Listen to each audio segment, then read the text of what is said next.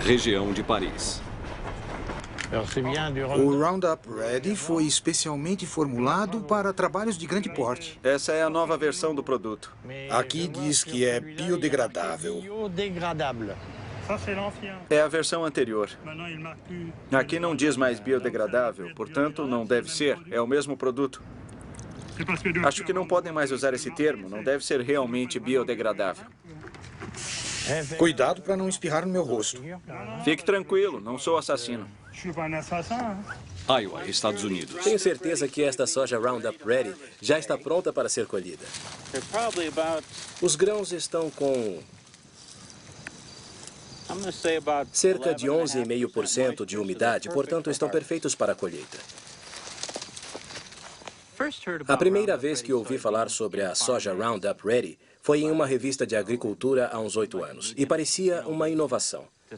A soja tem uma proteína inserida geneticamente na planta para ser resistente ao herbicida Roundup. O Roundup é pulverizado nas plantas e há muitas vantagens. Se olhar para o meu campo, não verá ervas daninhas. Seguindo criteriosamente as instruções da embalagem, o Roundup não é prejudicial para os seres humanos, animais e nem para o meio ambiente. A marca registrada Monsanto é produzida na Bélgica. Não jogue o herbicida nos caracóis, senão não poderei comê-los. Cuidado com os morangos. Eu diria que os agricultores europeus deveriam experimentar a tecnologia Roundup Ready. Sinceramente, é boa para o meio ambiente, é um sistema sustentável. Então, experimente.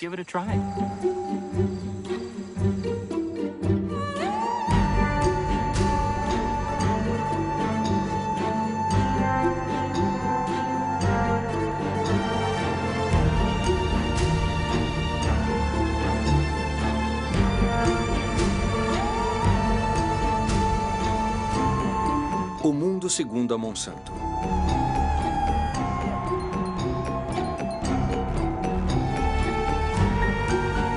Propriedade particular. Não ultrapasse.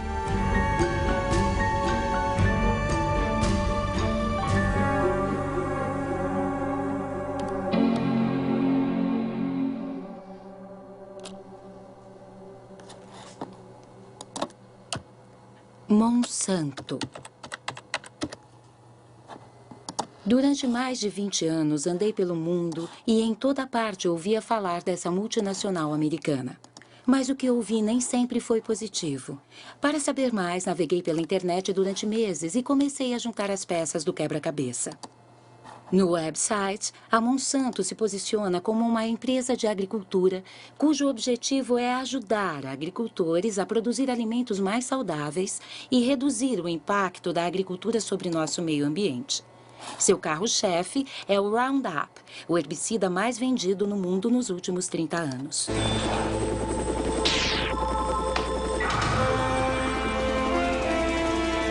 Uma aplicação. Adeus ervas daninhas. Roundup. A Monsanto também é a líder mundial em biotecnologia. 90% dos organismos transgênicos do planeta pertencem a ela. A maioria foi modificada geneticamente para resistir à aplicação do Roundup. É o caso da soja Roundup Ready. St. Louis, Missouri, Estados Unidos.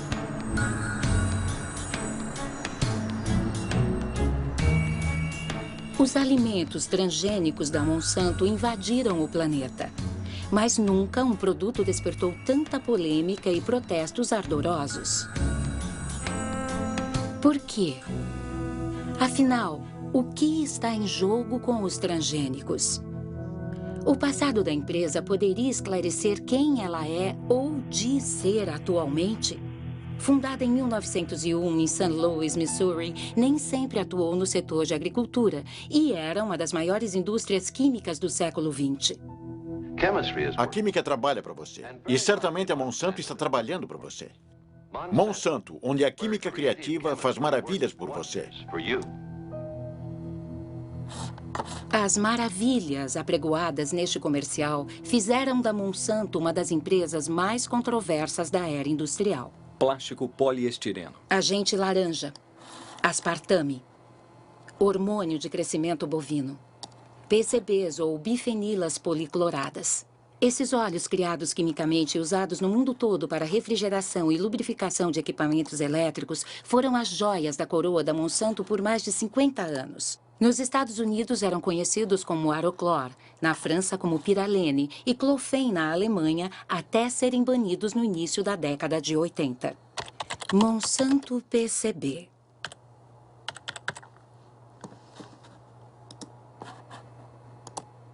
Um artigo de 2002 do Washington Post denuncia: a Monsanto escondeu décadas de poluição.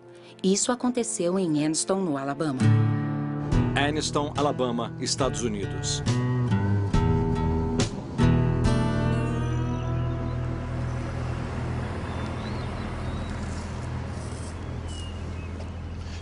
Terry era meu irmão caçula. Ele morreu em 1971 de câncer no cérebro, tumor no cérebro, câncer de pulmão e problemas cardíacos. Ele tinha 16 anos. Nos últimos 3 anos, perdi a maioria dos meus amigos e todos morreram de doenças como o câncer, diabetes, hepatite, doenças provocadas ou relacionadas aos PCBs.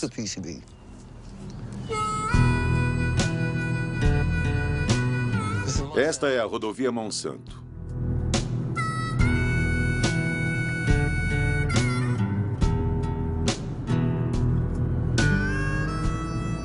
Esta é a região de negros. Eles ainda vivem aqui, apesar de todas as casas terem sido contaminadas. Aquele jardim à direita foi limpo há 6 meses.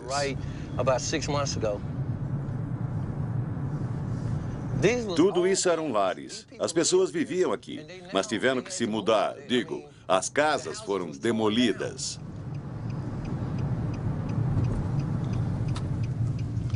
Essa é a casa onde meu irmão morreu, a casa onde cresci.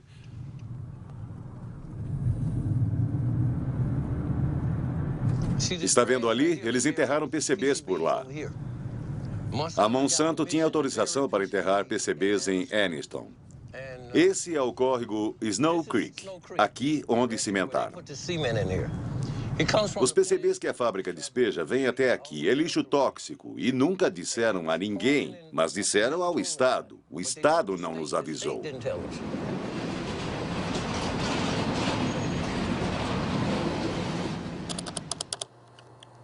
PCB Monsanto sabia. Mas o que exatamente? Uma organização para a proteção do meio ambiente em Washington, D.C., liderada por Ken Cook, colocou na internet arquivos internos da Monsanto. A maioria está classificada como confidencial. Confidencial. Leia e destrua. 1937. Exposição ao PCB provoca efeitos sistêmicos tóxicos e erupção cutânea acneica. Em 1961, 2 empregados tiveram sintomas de hepatite após a ruptura de uma tubulação em uma fábrica que usava PCBs. Em 1966, os cientistas da Monsanto colocaram peixes nas águas do Snow Creek. Em 3 minutos e meio, todos estavam mortos. Poluição, memorando enviado aos executivos de vendas em 1970. Este é o documento que realmente nos conta a história. Aqui eles dizem: não podemos admitir a perda de nenhum dólar sequer em faturamento. Os moradores de Anniston não foram avisados sobre o lixo tóxico que lhes foi infligido, porque eles não queriam perder nenhum dólar. E somente quando os representantes legais dos cidadãos de Anniston forçaram a Monsanto, juridicamente, a apresentar esses documentos secretos internos, que soubemos o que eles sabiam. Eles sabiam de toda a verdade desde o início. Eles mentiram, esconderam os fatos de seus vizinhos, em muitos casos esconderam das autoridades. E quando informaram essas autoridades que exigiam medidas imediatas, as autoridades, em vez de ficar ao lado do povo que foi envenenado, ficaram ao lado da empresa, ao lado da Monsanto. Isso é absolutamente monstruoso e imperdoável.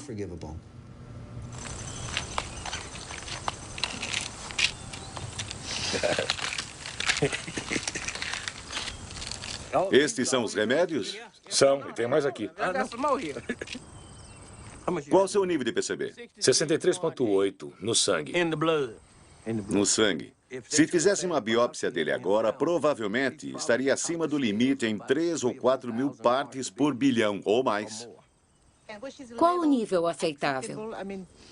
Aceitável são 2 partes por bilhão. É o padrão em todo o mundo. Mas aqui nós temos mais PCBs em nosso sangue, em nosso corpo, do que qualquer outra pessoa no mundo inteiro. É comum aqui conversar sobre o nível de PCBs das pessoas? Todos conversamos sobre isso, porque é uma preocupação de toda a família. As crianças me perguntam, Sr. Baker, meus testes disseram que tenho 3 partes por bilhão no meu sangue. Quanto tempo acha que ainda me resta? É uma história horrorosa. Mas o que os cientistas acham disso? Na internet, encontramos inúmeros artigos sobre os efeitos dos PCBs na saúde humana. David Carpenter é um dos mais qualificados especialistas neste campo. Foi ele que realizou os testes com os cidadãos de Anniston. Todos temos PCBs em nossos organismos. Os ursos polares e os pinguins têm PCBs, e o que aconteceu é que antigamente havia apenas alguns locais em que os PCBs eram despejados.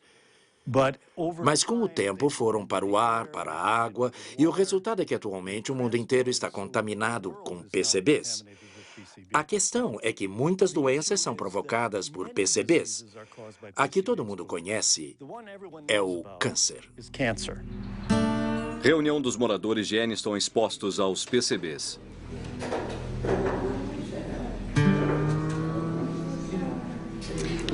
Os resultados dos meus testes foram 202 partes por bilhão no meu organismo.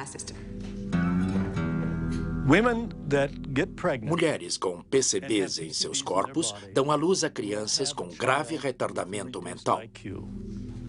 29,6. Provocam redução das funções tireoidianas.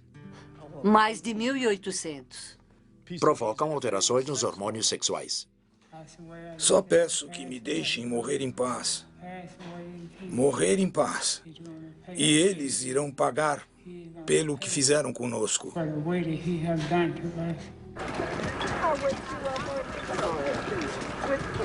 Em 2001, 20 mil cidadãos de Anniston moveram 2 processos contra a Monsanto. A Monsanto e sua subsidiária Solutia fizeram um acordo de 700 milhões de dólares para compensar as vítimas, limpar o solo e construir um hospital especializado. Mas nenhum executivo da Monsanto foi processado. Para fazer justiça. Pelas leis americanas, na maioria das vezes, é muito raro que os executivos dessas empresas sejam responsabilizados criminalmente. Para isso, temos o sistema civil, os tribunais cíveis, onde os fazemos pagar. Mas a verdade é que as compensações que as empresas pagam, décadas depois, são uma fração de seus lucros. Por isso, vale a pena manter esses problemas em segredo. E nos perguntamos o que estarão escondendo nesse exato momento. Devo dizer, não podemos jamais confiar em uma empresa como a Monsanto para falar a verdade sobre a poluição ou sobre produtos. Não podemos confiar neles. Ken Cook diz que não podemos confiar em uma empresa como a Monsanto. E no caso do Roundup, o herbicida preferido mundialmente usado tanto por jardineiros quanto por agricultores. De que se trata exatamente? Roundup é o nome comercial que a Monsanto deu ao glifosato, assim chamado herbicida não seletivo ou mata-mato, porque ele destrói todas as plantas. Vendido pela primeira vez em 1974, deve-se o tremendo sucesso à afirmação da Monsanto de que é biodegradável e bom para o meio ambiente. Esse é Roundup, o primeiro herbicida biodegradável. Destrói as ervas daninhas desde a raiz, mas deixa o solo e o osso do Rex livres de poluição. Roundup, o assassino de ervas daninhas. Roundup biodegradável. Ken Cook estava certo. A empresa foi considerada culpada por propaganda enganosa 2 vezes. A primeira vez foi em Nova York, em 1996, e a segunda na França, em 2007. Os juízes concluíram que as frases biodegradável, deixa o solo limpo e respeita o meio ambiente eram propaganda enganosa. Segundo um especialista, um teste conduzido pela própria Monsanto provou que apenas 2% do produto havia sido assimilado após 28 dias. É por isso que a Monsanto retirou a palavra biodegradável das embalagens. Mas isso não é tudo.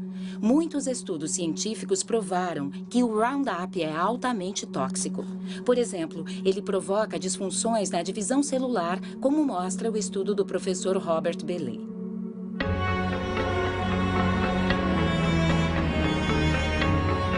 Observatório Oceanológico Roscoff, França.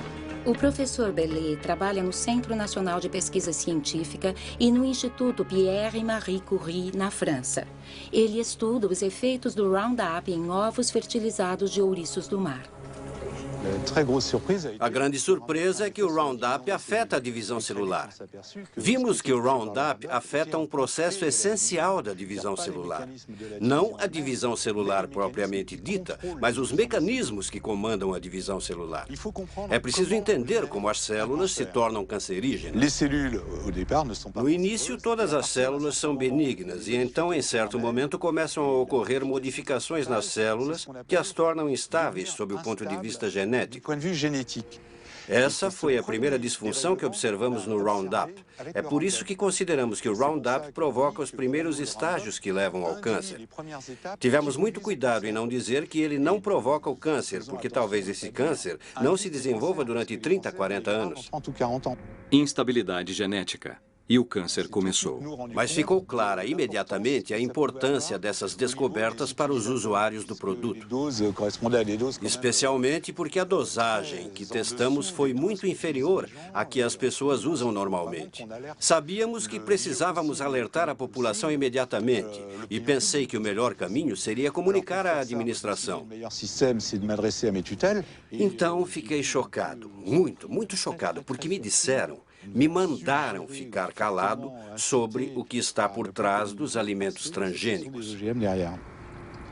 Que testemunho inacreditável! A toxina do Roundup foi ocultada para não prejudicar o desenvolvimento dos transgênicos. Vamos voltar então para a criação dos transgênicos. Segundo o site da Monsanto, a soja Roundup Ready foi lançada no mercado em 1996, quando os primeiros cultivos foram aprovados nos Estados Unidos. Os agricultores que usaram essas sementes pertenciam à Associação Americana da Soja, cujo endereço está no site da Monsanto. John Hoffman é seu vice-presidente e defensor ardoroso da biotecnologia. Na primavera, eu pulverizo com uma aplicação de Roundup para matar as ervas daninhas que nascem no começo da estação. E após 6 a 7 semanas, faço uma segunda aplicação para ficar livre dessas pragas por 1 ano. Quando não havia a tecnologia Roundup e as plantações tinham ervas daninhas, precisávamos andar pelos campos e arrancá-las à mão. Era mão de obra intensiva. Agora, o sistema de soja Roundup Ready me economiza tempo e dinheiro. Sem dúvida, esta nova maravilha da Monsanto tem de tudo para seduzir os agricultores. Mas como ela funciona? Como pode uma planta de soja sobreviver às aplicações do Roundup? Essa é uma célula de soja. Em seu núcleo está o DNA que contém o código genético dos grãos. Para criar os seus transgênicos, a Monsanto rompe a barreira das espécies usando um gene resistente ao Roundup produzido a partir de uma bactéria. Esse gene é colocado em partículas microscópicas de ouro que são bombardeadas nas células de soja com uma arma.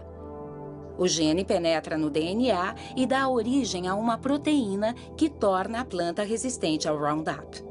Quando o herbicida é pulverizado nos campos, mata todas as ervas daninhas, deixando as plantas de soja intactas. É, sem dúvida, uma incrível conquista tecnológica.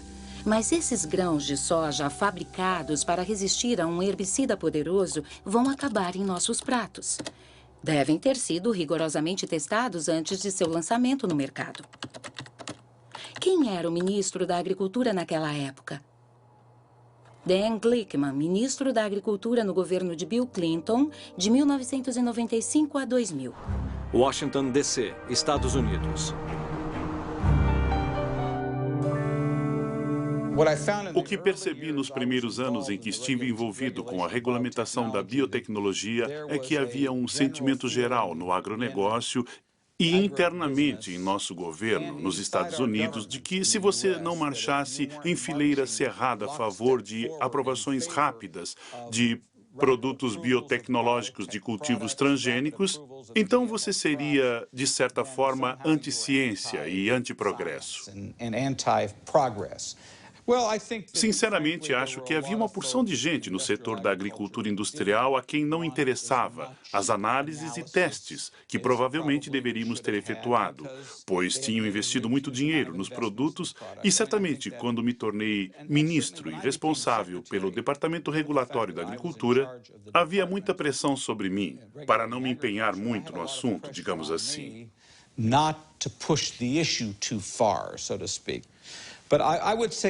Quando abri minha boca na administração Clinton, fui criticado, não só pela indústria, mas também por algumas pessoas do governo.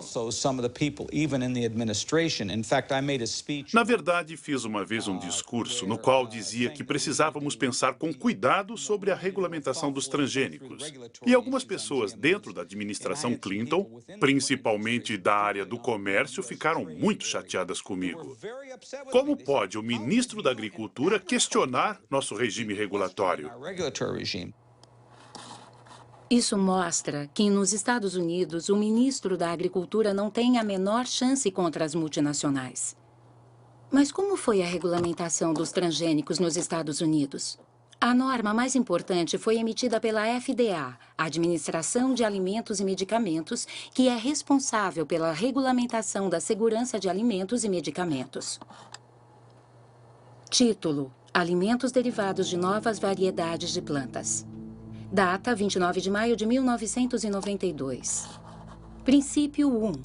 Os alimentos obtidos a partir de modificações genéticas são regulamentados segundo as normas já existentes aplicáveis aos alimentos produzidos a partir do cultivo tradicional. Obviamente, a FDA decidiu não criar uma nova categoria específica para os transgênicos. Para mais informações, contatar James Mariansky, que chefiava o Departamento de Biotecnologia na época.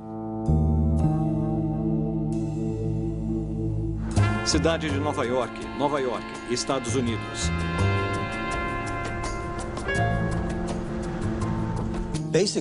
Basicamente, o governo decidiu não criar novas leis por considerar que as já existentes atendiam às necessidades das agências responsáveis pela regulamentação das novas tecnologias. Isso quer dizer que a Casa Branca pediu à FDA para criar uma política onde os transgênicos não seriam submetidos a normas regulatórias específicas? E que essa decisão foi política e não baseada em dados científicos? Sim, foi uma decisão política e uma decisão mais ampla que não se aplicava apenas a alimentos, mas a todos os produtos de biotecnologia. Inacreditável. James Mariansky admite que a regulamentação dos transgênicos foi uma decisão política e não científica. Mas como exatamente justificaram essa decisão? Princípio 2. Os componentes dos alimentos obtidos a partir de modificações genéticas são os mesmos ou substancialmente similares aos elementos encontrados nos alimentos tradicionais. Em outras palavras, a FDA considera que uma planta geneticamente modificada é equivalente a uma convencional. O princípio, que denominaram equivalência substancial, foi adotado em todo o mundo e é hoje o cerne do debate entre os defensores da biotecnologia e os adversários dos transgênicos. Como pôde a FDA decidir que uma planta transgênica é idêntica a uma planta convencional? O que sabemos é que os genes introduzidos nos grãos hoje, usando biotecnologia, produzem proteínas muito similares às que consumimos há séculos. Essa é a posição oficial da FDA sobre o assunto, contestada por Jeffrey Smith, autor de vários livros sobre transgênicos. Michael Hansen, perito científico da Associação dos Consumidores dos Estados Unidos, e pelo escritor Jeremy Rifkin, que foi o primeiro a denunciar o princípio da equivalência substancial. Os cultivos transgênicos são uma realidade graças à manobra da FDA. Eles disseram que os alimentos não eram diferentes.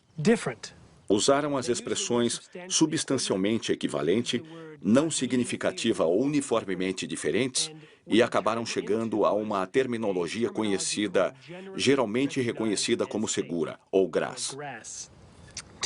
Para alguma coisa ser geralmente reconhecida como segura, é necessário que haja a publicação e revisão científica de inúmeros estudos, além de consenso absoluto na comunidade científica. Com os transgênicos não houve nenhum dos dois. O que a FDA estava dizendo é que se introduzíssemos um gene em uma planta, esse gene era DNA. E como temos uma longa história de consumo de DNA, podemos dizer que essas plantas são GRAS. Tentamos dizer que essas coisas deviam ser consideradas como aditivos alimentares. Quando você quer introduzir um novo corante em um alimento em proporções mínimas, ou um conservante, ou qualquer outra substância química, isso é considerado um aditivo alimentar. E você precisa submeter o seu produto a uma infinidade de procedimentos para provar que ele atende às normas de segurança. Mas quando você usa engenharia genética que pode provocar diferenças inimagináveis naquela planta, eles não exigem nada. Aqui em Washington, se você fosse tomar um drink em um daqueles bares frequentados por lobistas, todos ririam da sua cara. Saberiam que é uma piada se falar da equivalência substancial. Isso foi simplesmente uma manobra para atender às necessidades daquelas empresas, principalmente a Monsanto, que precisavam aprovar e lançar rapidamente seus produtos com o mínimo de interferência por parte do governo. E devo dizer que eles foram muito eficientes em expressar seus interesses.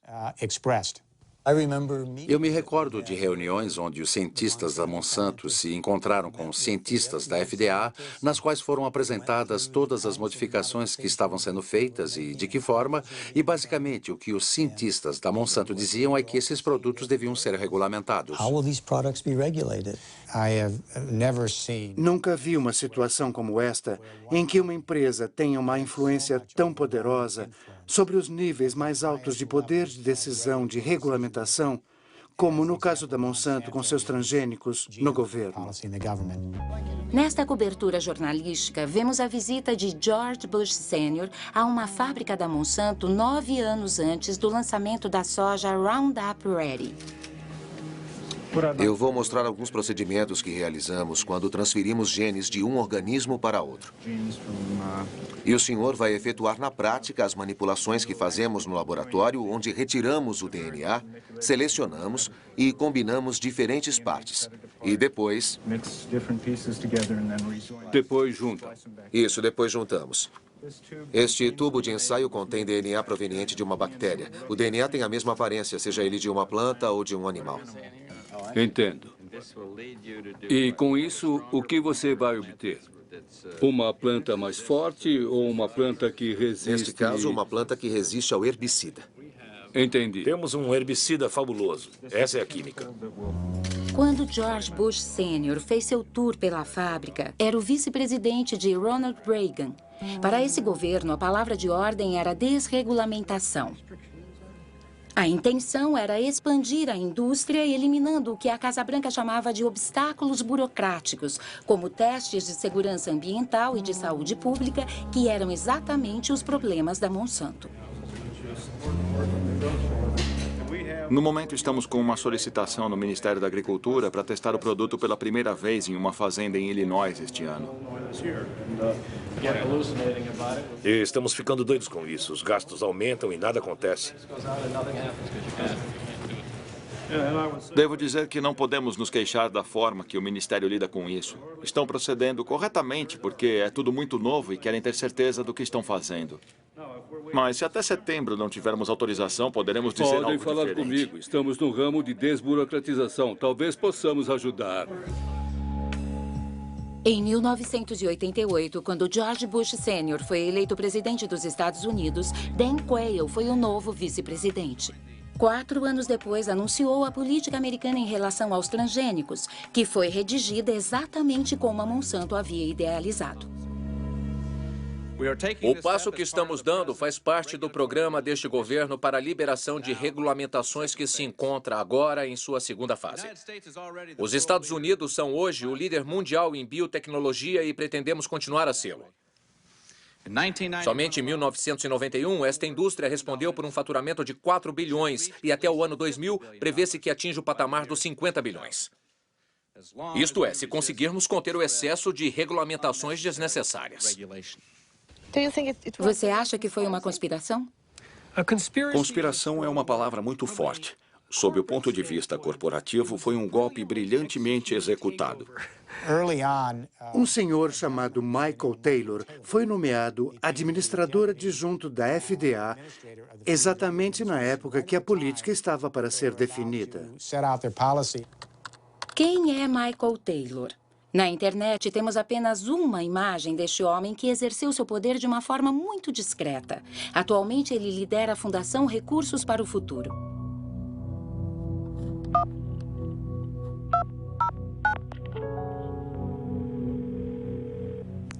Alô, aqui é Marie Monique. Alô, aqui é Michael Taylor. Minhas perguntas são sobre sua atuação na FDA. Antes de ser contratado pela FDA, o senhor trabalhou como advogado da Monsanto por vários anos, não foi? Eu era sócio de um escritório de advocacia do qual a Monsanto era cliente. Tive a oportunidade de trabalhar em muitos assuntos da Monsanto, sim. E se eu entendi bem o que li, a FDA criou um cargo especialmente para o senhor, comissário adjunto para a política. Bom, porque era especialmente importante na FDA naquela época devido aos novos transgênicos. Não teve nada a ver com os transgênicos. Absolutamente nada. Eu nem fui o autor dessa política. Isso não é verdade. Ele foi para a FDA em julho de 1991. Até lá, ele trabalhou em um escritório de advocacia, o King & Spalding. Entre seus clientes pessoais estavam não só a Monsanto, mas também o Conselho Internacional de Biotecnologia Alimentar, IFBC, para quem ele redigiu uma proposta de como os alimentos transgênicos deveriam ser regulamentados. Se você comparar a proposta que foi escrita por Michael Taylor para o IFBC com a política publicada pela FDA, verá que são muito similares. Então, se ele não a escreveu, parece que alguém pegou o que ele tinha escrito e fez pequenas alterações para a política. O Sr. Taylor era o comissário adjunto na época e o responsável por assegurar a liderança para o projeto. Como uma espécie de chefe, de líder, um elaborador da política, assegurar que o projeto fosse finalizado. A Monsanto jogou suas cartas muito bem, tanto do ponto de vista político quanto regulatório. Eles tiveram um papel fundamental para a aprovação do hormônio de crescimento bovino e também para a forma como a questão da engenharia genética foi conduzida. Michael Hansen acabou de mencionar o hormônio de crescimento bovino. O que vem a ser isso? Trata-se de um hormônio transgênico que, injetado nas vacas, aumenta a produção de leite em 20%. Seria um eufemismo dizer que recebeu algumas críticas. Os hormônios ameaçam nossa saúde.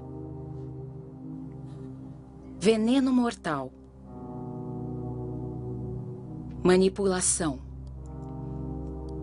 Chamado RBGH, hormônio de crescimento bovino recombinante, a Monsanto começou a vendê-lo para produtores de laticínios em 1994, sob o nome comercial Posilac.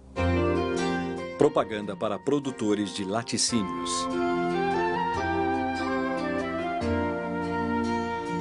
Posilac é o novo produto mais testado da história. Você sentirá rapidamente os resultados extraordinários que ele proporciona. Fazenda Experimental Monsanto. Em 1985, a Monsanto solicitou à FDA a aprovação do lançamento do Posilac. Os peritos do Centro de Medicina Veterinária da FDA revisaram os testes que a empresa realizou com rebanhos experimentais.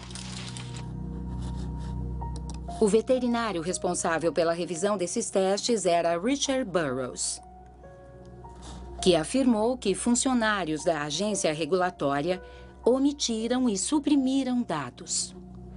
Estado de Nova York, Estados Unidos.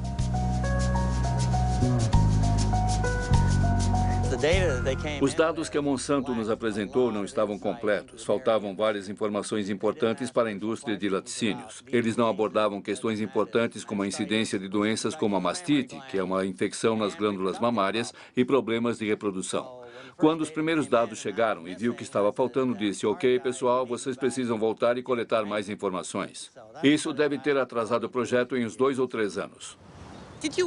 O senhor informou a FDA sobre suas preocupações? Eles simplesmente me deixaram de lado. Meu chefe entrou para o projeto, outros mais ligados a ele entraram no projeto e eu simplesmente deixei de ter acesso às informações. Mesmo coisas que eu havia pedido, como a avaliação da incidência da mastite, eu nunca cheguei a ver. Porque quando você está no caminho deles, eles te afastam. Fui jogado para escanteio e depois me demitiram. Um dia me levaram até a porta e disseram simplesmente que meus dias na FDA tinham chegado ao fim. O senhor foi ameaçado? Fui. Principalmente pelo advogado da Monsanto. Quando eu processei a FDA, o advogado da Monsanto disse para meu advogado que se eu usasse qualquer segredo da empresa em minha defesa, eles iriam me processar. No fim, a FDA foi forçada a readmitir esse veterinário íntegro. Mas depois, desiludido, Richard Burroughs acabou pedindo demissão. A internet também menciona arquivos confidenciais que teriam sido roubados da FDA e enviados ao Dr. Samuel Epstein, chefe da Coalizão para a Prevenção de Câncer. Chicago, Illinois, Estados Unidos.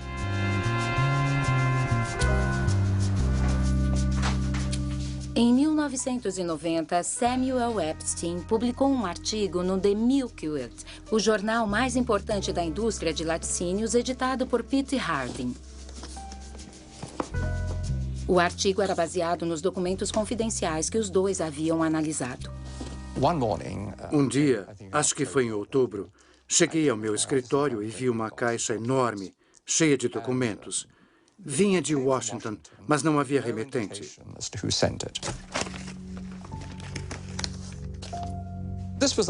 A caixa continha arquivos de todos os registros da Monsanto que haviam sido apresentados à FDA sobre os testes veterinários realizados nos últimos 6 anos. Isso foi muito divertido. Muitos dos documentos eram documentos originais e, como diz aqui, confidenciais. Contém informações confidenciais que não podem ser reproduzidas, reveladas a pessoas não autorizadas ou enviadas para fora da companhia sem expressa autorização. Como jornalista investigativo, esse é o tipo de matéria que adoro escrever. Com a revelação dessa informação, a Monsanto e a FDA ficaram muito irritadas. Porque pudemos concluir que haviam alterações fisiológicas seríssimas nos animais submetidos ao tratamento com hormônios, quando comparados com os outros animais do grupo de controle.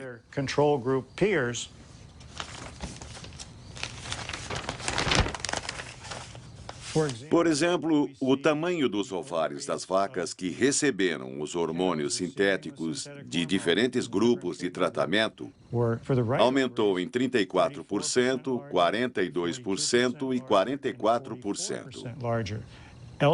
Os arquivos roubados também demonstram a ocorrência de graves problemas de reprodução. O que dizem os funcionários da Monsanto? Os dados são conclusivos. Nós fornecemos os dados brutos e o sumário analítico, que não foi feito por nós, para embasar a autorização. Todas as autoridades de saúde que analisaram o hormônio o consideraram absolutamente seguro para os consumidores. Para a Monsanto, o hormônio não é apenas seguro, mas também é benéfico para os consumidores. Como a composição química do leite não se altera com o Posilac, as propriedades de produção e gosto do produto permanecem as mesmas. É inverídico, é uma tremenda mentira. Use o adjetivo que quiser. É um produto muito diferente de diversas formas. Primeiro, há uma elevada incidência de mastite nas vacas e há pus no leite.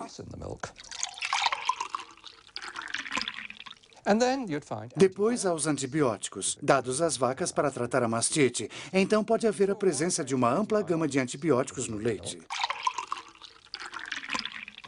Além disso, mas muito importante, há uma elevação considerável nos níveis de IGF-1, fator de crescimento de insulina símile 1.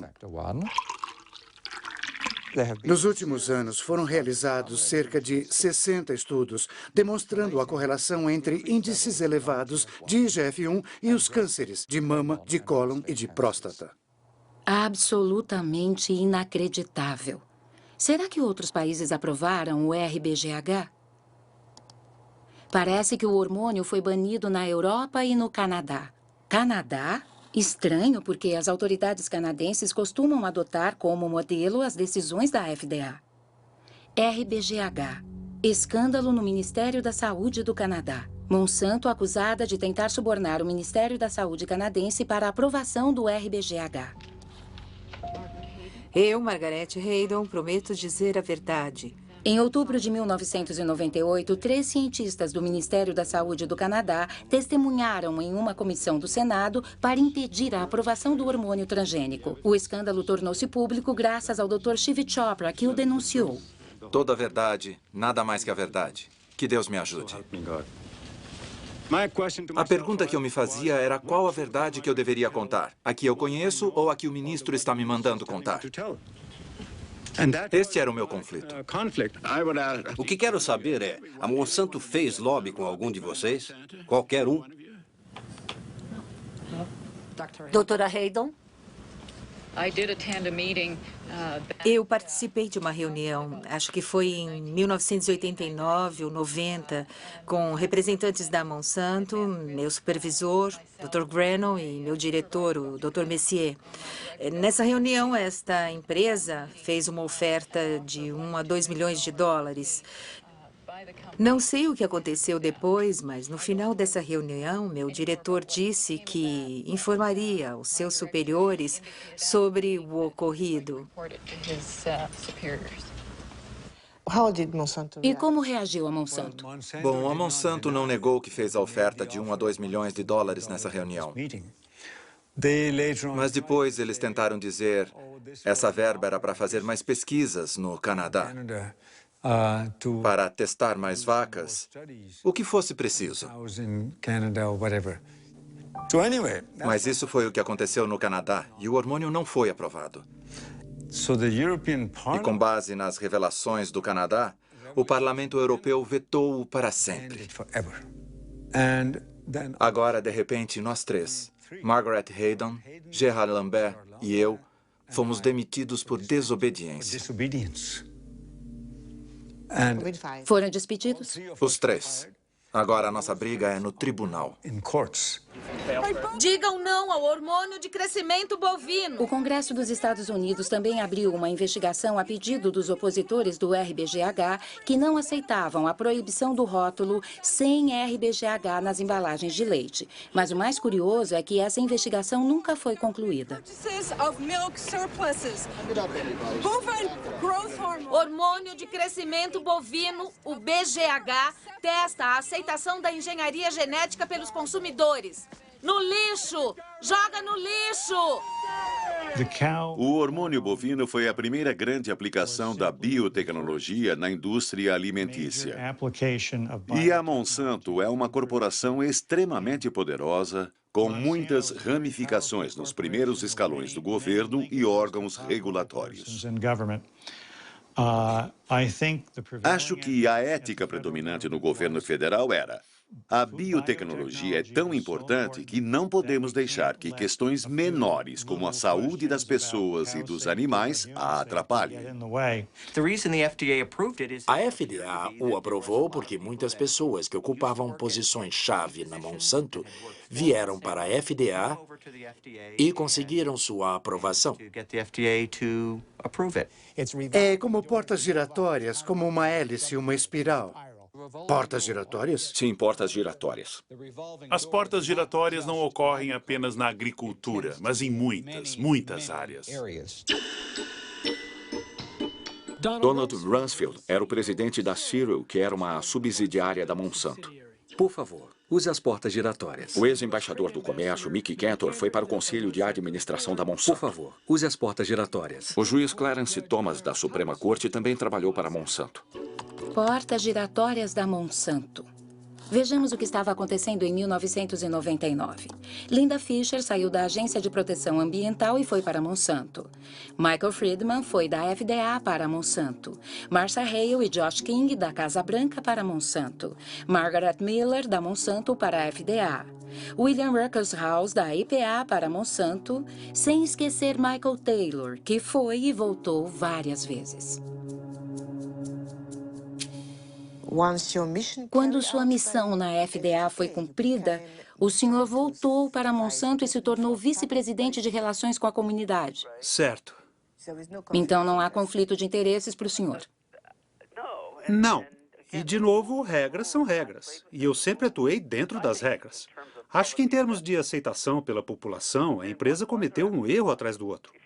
Se você está criando uma estratégia para levar o público a entender e aceitar uma nova tecnologia, fazer a primeira aplicação dessa tecnologia em um produto como o leite, do qual temos muito mais do que precisamos, ajudou a criar, sabe, um clima de...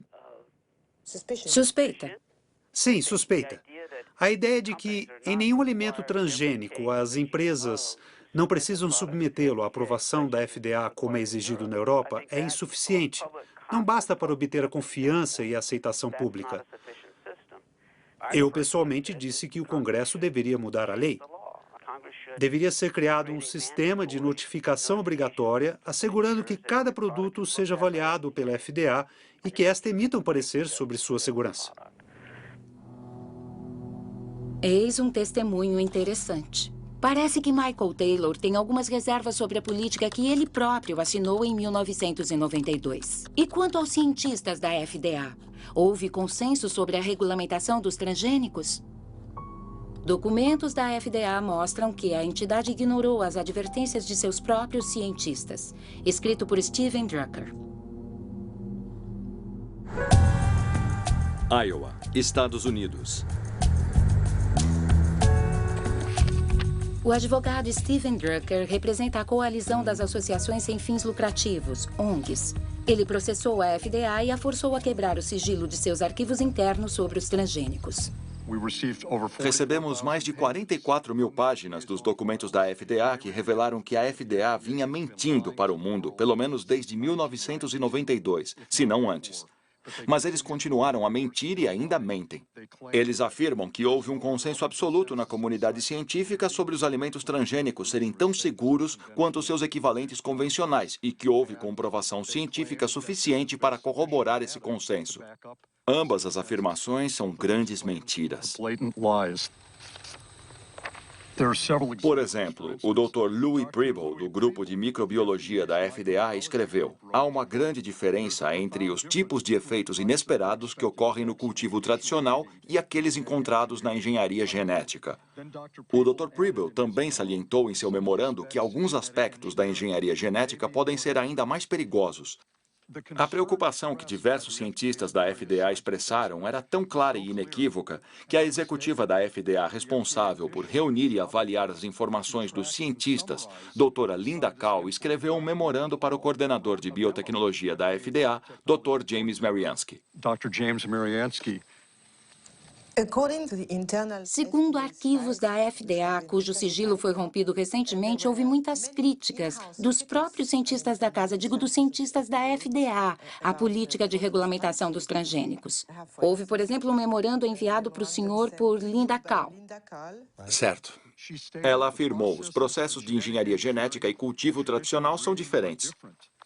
E cultivo tradicional são diferentes. E segundo os peritos da agência, levam a riscos diferentes. A riscos diferentes. Acontece que nós tínhamos muitas pessoas com diferentes pontos de vista. A Linda Kahl efetivamente escreveu isso em seu memorando, mas, na verdade, quando terminamos a política de regulamentação, todos os cientistas concordaram com ela. Agora, claro que a FDA avaliou a engenharia genética, mas não tinha informação sobre o fato de que o simples uso das técnicas poderia resultar em produtos com qualidade ou níveis de segurança diferentes. Mesmo antes das advertências de seus próprios cientistas, a FDA teve um aviso muito claro, porque o primeiro suplemento alimentar transgênico lançado nos Estados Unidos provocou uma enorme epidemia. O senhor se lembra do que aconteceu em 1989 com triptofane? O senhor se lembra? Lembro. Era um produto de engenharia genética. Sabemos que é um aminoácido e... Certo. Que matou dezenas de pessoas e deixou centenas doentes. Causou uma epidemia de uma doença rara chamada EMS, esclerose múltipla. Isso. E muitas pessoas morreram. Sim, mas também temos... 37. E mais de 1.000 incapacitadas. O senhor se lembra? Claro que lembro. E o senhor disse que, para a FDA, a causa do EMS ainda era desconhecida, mas que não se podia eliminar a transgenia. O senhor disse o que eu acabei de ler? Disse. Surpreendente. James Mariansky não pode descartar a possibilidade de que seja a própria manipulação genética a responsável por efeitos colaterais inesperados. Mas ele não fez nada. Será que cientistas independentes avaliaram esta questão que é crucial para os consumidores? Arpad Pusztai, cientista reconhecido mundialmente, perdeu seu emprego quando alertou sobre alimentos transgênicos. 1998. Aberdeen, Escócia.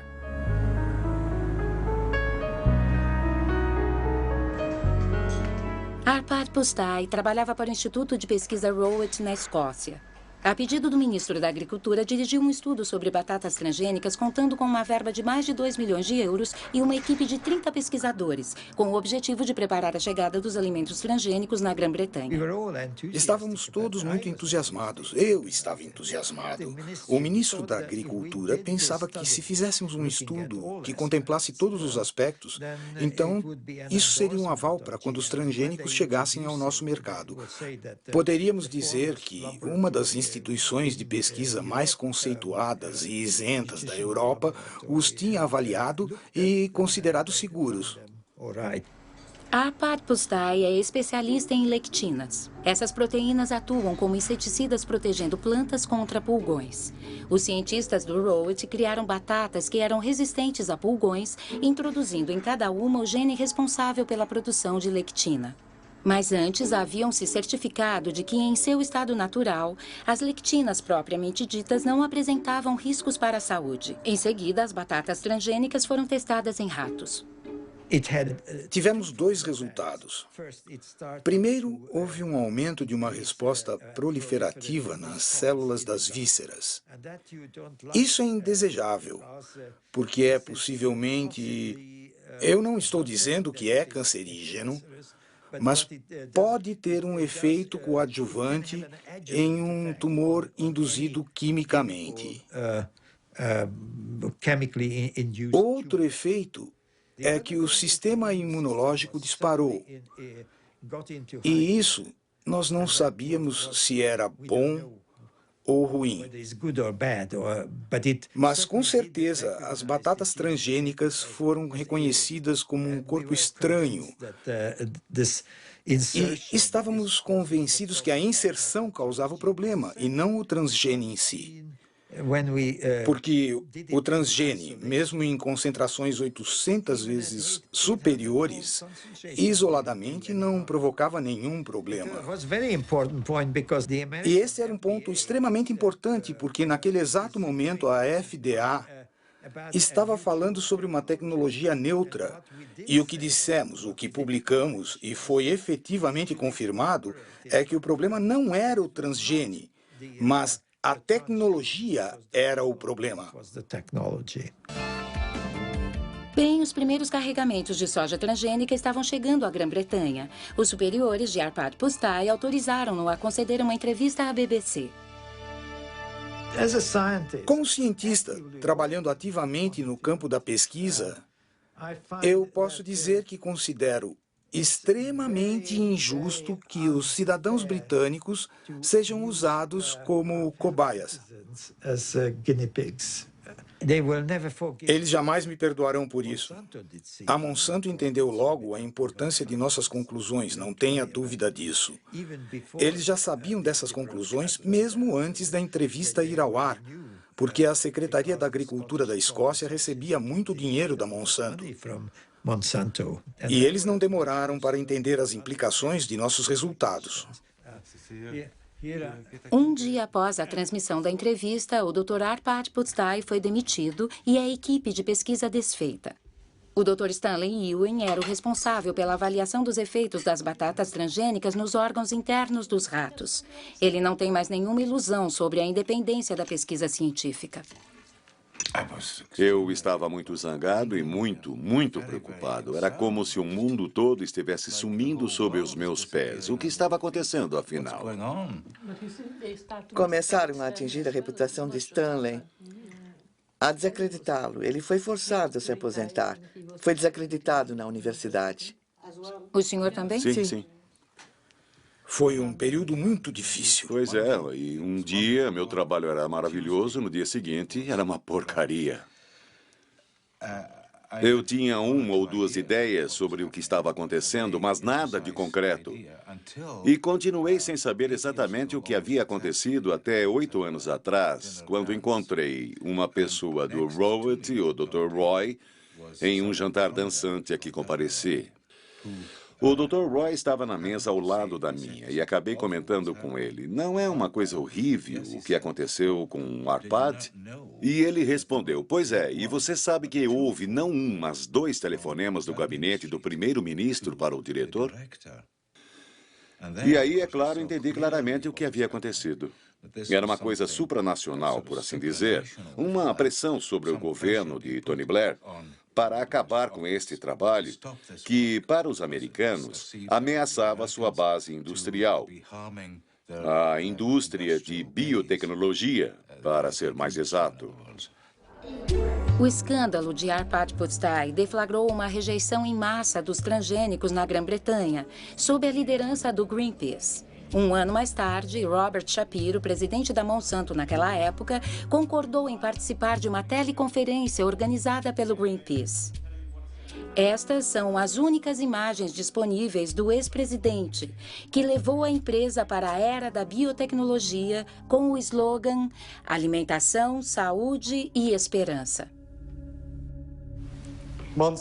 A Monsanto fez investimentos vultuosos e não mediu esforços para colocar os seus produtos em todos os cantos do globo com o apoio irrestrito de multinacionais de produtos alimentícios, distribuidores, empresas de comunicação, organismos regulatórios e até de governos. Para nós, vocês não agem como uma empresa de vida e esperança, mas sim como intimidadores e agressores tentando nos impor seus produtos à força. Só tenho a dizer que se sou intimidador e agressor, não tenho tido muito sucesso. Mas preciso enfatizar que a biotecnologia é uma ferramenta. Por si só, a biotecnologia não é boa nem má. Ela pode ser usada bem ou mal. Os produtos hoje disponíveis no mercado foram avaliados mediante os processos de regulamentação que a sociedade estabeleceu para determinar não apenas sua segurança, mas também a proteção do meio ambiente pelos produtos em si.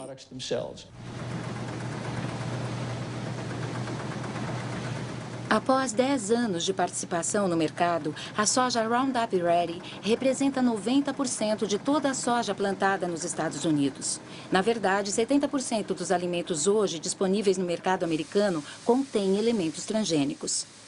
Ao contrário da Europa, os consumidores americanos não podem fazer uma escolha consciente porque a rotulagem de transgênicos é proibida.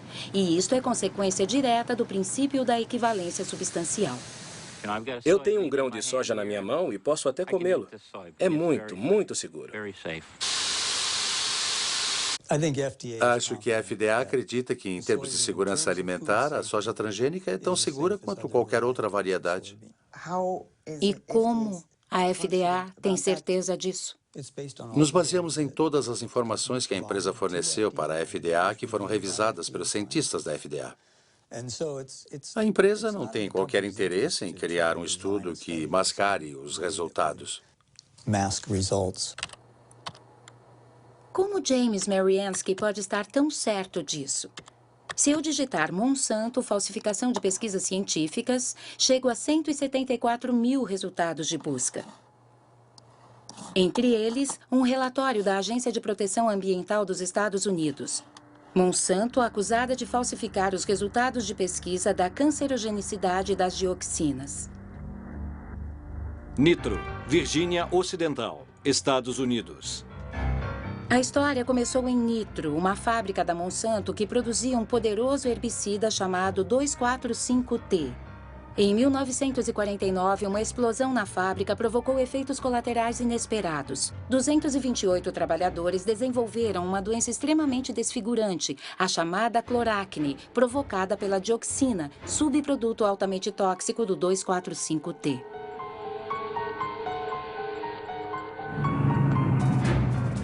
O 2,4,5-T também era o principal elemento do agente laranja, usado pelo exército dos Estados Unidos durante a Guerra do Vietnã. Durante a guerra, 40 milhões de litros de agente laranja, contendo cerca de 400 quilos de dioxina pura, foram pulverizados nas árvores do sul do Vietnã. 3 milhões de pessoas foram contaminadas, incluindo milhares de soldados americanos. Após 40 anos do fim da guerra, a dioxina continua a fazer vítimas. Hoje sabemos que este veneno provoca câncer e sérias malformações genéticas.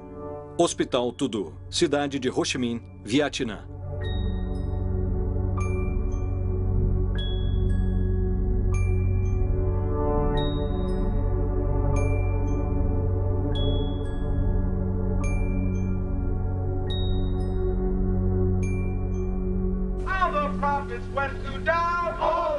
Em 1978, enquanto veteranos americanos do Vietnã moviam uma ação contra o fabricante do agente laranja, a Monsanto patrocinou as pesquisas sobre os efeitos a longo prazo da dioxina.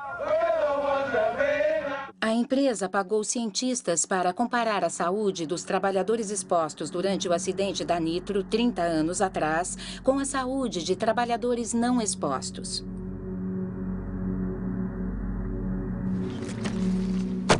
Existem 2 peritos neste assunto. William Sanger, que dirigiu a divisão de lixo tóxico da EPA, Agência de Proteção Ambiental, e Gerson Smoger, um advogado que representa os veteranos do Vietnã. Em 1990, a doutora Kate Jenkins, minha colega na Agência de Proteção, escreveu um memorando dizendo que alegações foram feitas, que algumas das pesquisas realizadas pela Monsanto continham erros graves e que, se tivessem sido conduzidas corretamente, teriam apontado resultados opostos aos apresentados. A Monsanto mostrava que a dioxina não era um agente cancerígeno humano. Isso quer dizer que eles tinham as informações primeiro e que as manipularam para chegar aos resultados que desejavam. Isso é absolutamente... Uma pesquisa não se faz desse jeito. Nunca. Mas eles fizeram errado e chegaram aos resultados que queriam. Depois descobriu-se que pacientes de câncer de uma das pesquisas tinham sido relacionados como expostos à dioxina e essas mesmas 5 pessoas, em outra pesquisa, tinham sido relacionadas como não expostas. Quando você coloca todos esses cânceres na lista dos não expostos, parece que as pessoas não expostas estão contraindo tantos cânceres quanto as expostas. Aí você conclui, bom, não há diferença, é tudo igual. Assim, milhares e milhares de veteranos não receberam qualquer compensação pela exposição ao agente laranja. Então, todas as políticas nos Estados Unidos foram afetadas por essas pesquisas por 7 a 9 anos.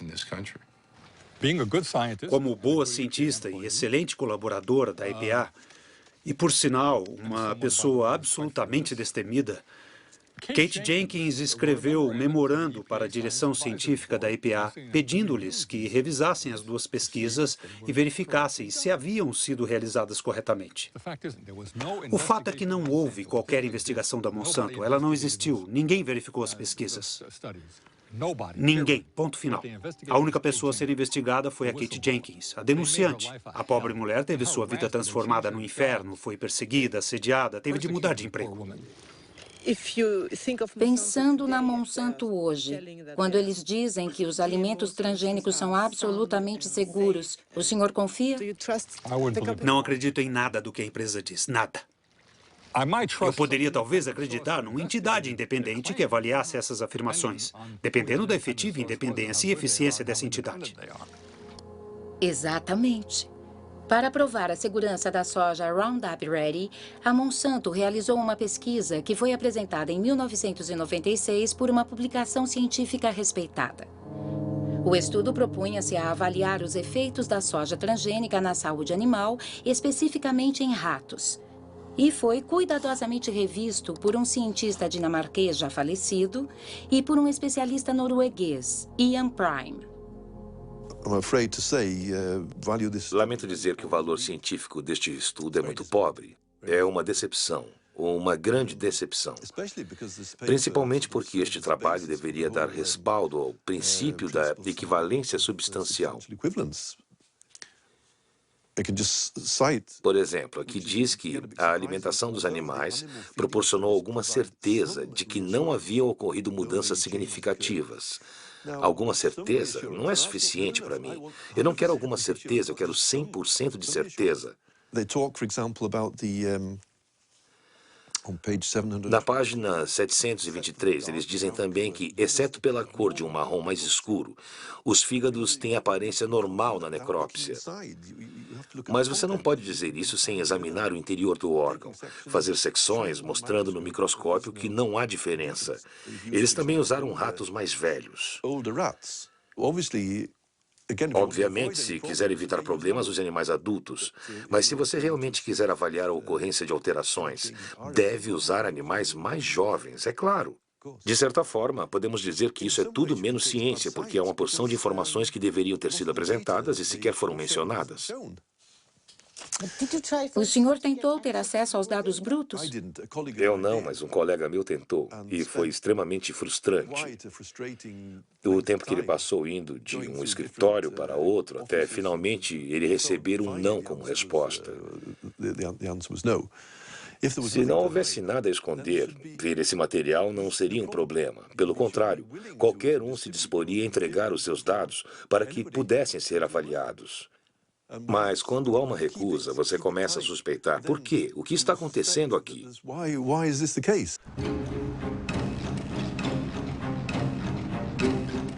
Uma coisa é certa. Graças a esta pesquisa tão limitada, os transgênicos da Monsanto invadiram o mundo. Principalmente na América do Norte e do Sul, Ásia e Austrália. Após apenas 10 anos, os cultivos transgênicos estão presentes em 250 milhões de acres. 70% são resistentes ao Roundup e 30% foram geneticamente modificados para produzir um inseticida chamado BT.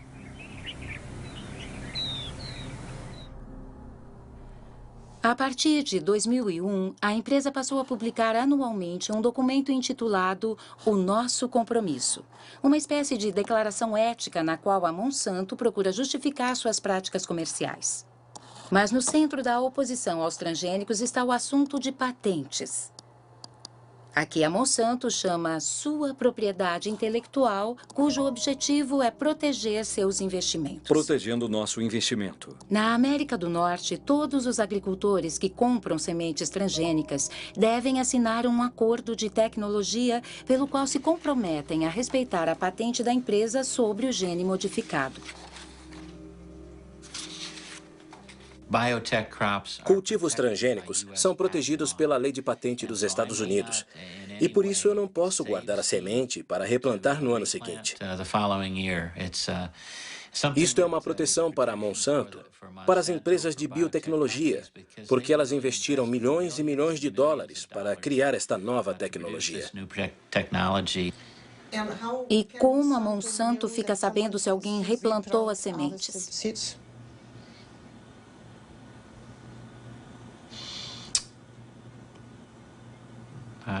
Não sei como responder a isso.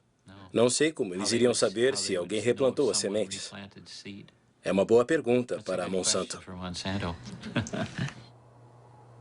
A questão é tão delicada que a Monsanto prefere evitá-la, fazendo fantásticas promessas. Nos casos em que haja o aparecimento não intencional de nossas variedades de sementes nos campos do agricultor, trabalharemos com esse agricultor para que a questão seja resolvida atendendo aos interesses de ambos, agricultor e a empresa. Mas a realidade é bem menos idílica. O Centro para a Segurança Alimentar em Washington, D.C., publicou um estudo sobre agricultores processados pela Monsanto por não terem respeitado a patente das sementes. Descobriu pelo menos 100 processos e muitas falências. Entre as vítimas, Troy Roush, um fazendeiro de Indiana. Indiana, Estados Unidos.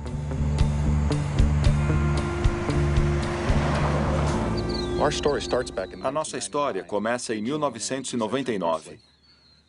Um cavalheiro, e esse não é o melhor termo para descrevê-lo, apareceu na fazenda dos meus pais, dizendo ser um investigador particular contratado pela Monsanto para investigar agricultores que estariam guardando as suas sementes. E nos perguntou de forma bem direta se nós estaríamos fazendo isso. Dissemos que não. E mostramos todas as nossas compras de herbicidas e de sementes, os recibos, e dissemos inclusive onde os havíamos comprado, dizendo que ele podia ir às lojas e checar. Ele disse que não seria necessário. E o que aconteceu é que eles nos processaram. A Monsanto moveu um processo contra mim, meu pai e meus 2 irmãos. E nos apresentaram documentos que, segundo eles, seriam amostras retiradas de nossos campos. Quer dizer, para retirar as amostras, a Monsanto teve que invadir a nossa propriedade e roubar as amostras. Nesse ano, eu me lembro, tínhamos 492 acres plantados de soja Roundup Ready e tínhamos um contrato de sementes no qual os campos estavam claramente especificados. Não era problema, portanto, isolar os campos e todo mundo sabia disso. Por que então você fez um acordo com a Monsanto? Bom, depois de 2 anos e meio dessa situação, a família estava destruída. O estresse envolvido nisto, quer dizer, o que eles estavam ameaçando, na verdade, eram 5 gerações de trabalho. Se eles ganhassem o processo, tudo iria embora. Eles levariam tudo, tudo. Bom dia. Bom dia, senhor. Como está hoje? Bem, e você, David? Sobrevivendo? Tudo bem. Troy Roush e David Runyan cultivam soja convencional. Eles foram vítimas da chamada polícia genética. Criada pela Monsanto para fazer valer a sua lei nos campos, a polícia genética aterroriza a América rural, onde os agricultores denunciam os métodos totalitários usados no mundo dominado pelo cultivo transgênico. Eu trouxe algumas fotos para te mostrar, Troy. Certo. Isso foi o que eu fiz para impedi-los de entrar na minha fazenda de novo. Para impedir qualquer um de entrar. Foi em julho de 2003. Eles vieram até minha casa. Eram mais ou menos 7 horas da noite. Quem veio? Os empregados da Monsanto. Me deram seus cartões de visita e me fizeram uma porção de perguntas sobre o tipo de soja que eu cultivava, o tipo de milho que eu cultivava, onde eu vendia os meus produtos, e eu disse, podem parar, a nossa conversa acaba aqui. Pois é, eles mudaram tudo por aqui. Isso tem a ver com a relação de confiança que você desenvolve com seus vizinhos, que não existe mais. Eu mesmo provavelmente só tenho 2 agricultores com quem converso que são mais próximos de mim. Vocês têm medo dos agricultores? Claro que sim. Não há defesa possível contra essa gente. Eles criaram uma industriazinha cujo único propósito é destruir a vida dos agricultores. Claro que temos medo. Então vocês têm medo de que um vizinho possa delatar vocês? Temos. Tem? Sim, tudo o que você tem que fazer é... Discar 1-800. Discar 1-800 Monsanto. Aliás, discar 1-800 Roundup. Eu me lembro deles incentivando os agricultores a usarem esse número gratuito para entregar os vizinhos. E por que a Monsanto faz isso? Para ter o controle. Sobre as sementes? Sim. Eles querem controlar as sementes, possuir a vida em si. O que quero dizer é que estamos falando da base da alimentação. Eles estão no processo de possuir os alimentos, todos os alimentos. Entre 1995 e 2005, a Monsanto comprou mais de 50 empresas de sementes no mundo inteiro. Essas empresas produziam milho, algodão, trigo e soja e também sementes de tomates, batatas e sorgo. Em toda a parte, as pessoas se preocupam com o monopólio da Monsanto, que a longo prazo ameaça dizimar todas as variedades não transgênicas. A Monsanto não concorda e fala apenas dos benefícios da biotecnologia, especialmente em países em desenvolvimento como a Índia. Os nossos produtos proporcionam benefícios econômicos significativos tanto para pequenos quanto para grandes agricultores. Em muitos casos, os agricultores obtêm cultivos com melhor qualidade e produtividade. Andhra Pradesh, Índia.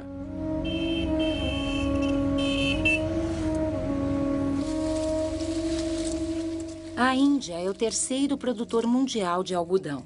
Em 1999, a Monsanto comprou a Marico, a maior empresa indiana de sementes. 2 anos mais tarde, o governo indiano autorizou o lançamento do algodão BT sob o nome comercial de Bollgard. Trata-se de um produto transgênico para produzir um inseticida que repele as lagartas do algodão. Dia e noite, todo dia, Bollgard protege você. Essa é a força de Bollgard. Menos pesticida, maiores lucros. Sementes de algodão Bollgard. O poder de acabar com as pragas. Desde 2001, Kiran Sakari e Abdul Gayam vêm acompanhando de perto o algodão transgênico cultivado por pequenos agricultores no distrito de Warangal. Todo ano, os 2 agrônomos publicam um relatório comparando o algodão transgênico ao convencional, em termos de produtividade e custo de produção. Em 2006, a safra foi destruída por uma doença que atinge o algodão transgênico. Esse é um campo de algodão Bollgard BT. E podemos ver que as plantas foram atacadas na raiz por Rhizoctonia. Está vendo? Se você remover a casca de uma planta saudável, ela não será assim fibrosa. É um caso clássico de infestação de Rhizoctonia. Os agricultores dizem que nunca viram isso, mas em um estudo que publicamos em 2001, nós já tínhamos observado esta doença em algumas plantas BT. Com o tempo, a doença foi se espalhando e ocorrendo em cada vez mais cultivos de algodão BT e em cultivos convencionais também. Eu pessoalmente acho que se trata de uma interação não desejada entre a planta hospedeira na qual o gene foi inserido e o gene que carrega o BT. Isso introduziu uma fraqueza na planta que agora não consegue resistir à Rhizoctonia. No site da Monsanto, eles dizem que o algodão BT reduz o uso de pesticida em 78% e produz melhores safras. Mas é uma mentira descarada. Após 70, 90 dias, você continua tendo de usar pesticida mesmo no algodão BT. Como se explica que tantos agricultores comprem sementes de algodão BT? Veja, os agricultores têm cada vez menos opções. Mesmo que queiram comprar sementes convencionais, eles não as encontram para comprar. Maharashtra, Índia. Atualmente, na Índia, a Monsanto controla quase todo o mercado de sementes de algodão e força os agricultores a comprarem as sementes a preços 4 vezes superiores aos das sementes convencionais. Pequenos agricultores se veem forçados a recorrer a agiotas, que cobram taxas de juros elevadíssimas. Quando a safra é ruim, o agricultor vai à falência, um círculo vicioso que está dizimando as aldeias da Índia.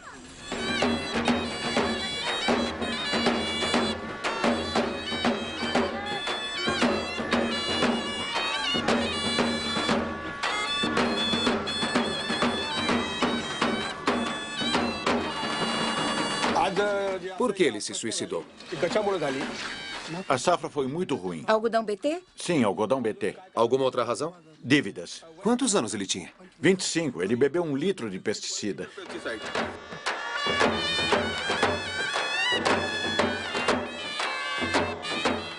Esse foi o primeiro suicídio? Não, o segundo.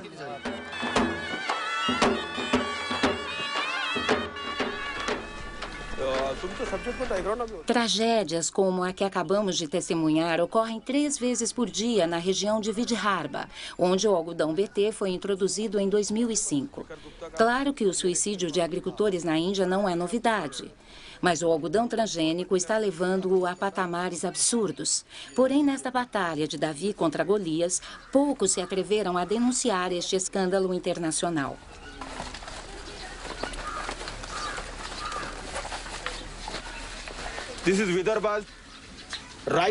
Este é o mapa do algodão cultivado na Índia. No primeiro ano, tivemos 600 suicídios, de junho de 2005 a junho de 2006. No segundo ano, que ainda não acabou, já tivemos 680 suicídios. Ou seja, é um desastre. É um desastre absoluto, sim. Todas essas tecnologias, seja genética ou biotecnológica, estão deixando os agricultores na total dependência do mercado, porque você tem que pagar muito mais pelas sementes e também tem que comprar pesticida. Eles dizem que não é preciso, que o BT dispensa pesticida, mas é uma grande mentira. Mas a Monsanto afirma no seu comercial que os cultivos transgênicos foram adaptados para os pequenos agricultores. O que acha disso? Só posso dizer que isso é completamente falso, uma mentira.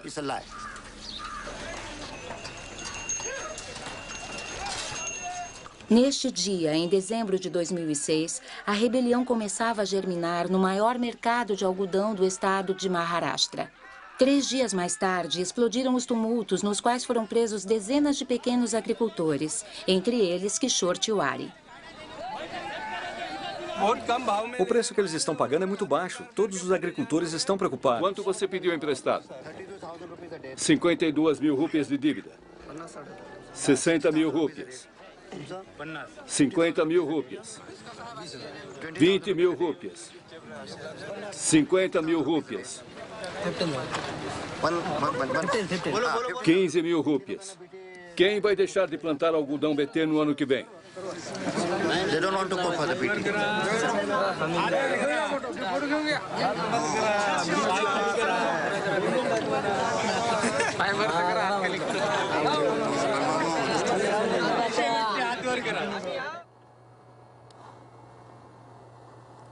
Sementes do Suicídio é o nome do livro da física Vandana Shiva. Ela recebeu o Prêmio Nobel Alternativo e dirige a organização Navidania, cujo objetivo é a conservação das sementes convencionais. Chega de transgênicos. Nova Delhi, Índia. No início, Vandana Shiva lutou contra a primeira Revolução Verde, que trouxe a agricultura industrial para a Índia na década de 60. Atualmente, ela denuncia o que chama de Segunda Revolução Verde, a dos cultivos transgênicos patenteados. A diferença é que a primeira Revolução Verde teve origem no setor público e foi comandada pelas entidades governamentais que controlavam a pesquisa.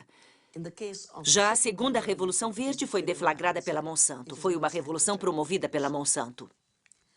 A segunda grande diferença é que a primeira Revolução Verde tinha como objetivo oculto a venda de mais produtos químicos, mas o objetivo primordial era produzir mais alimentos, era segurança alimentar. E sim, se produzia menos leguminosas, menos oleaginosas, mas se produzia mais arroz e trigo que alimentava o povo.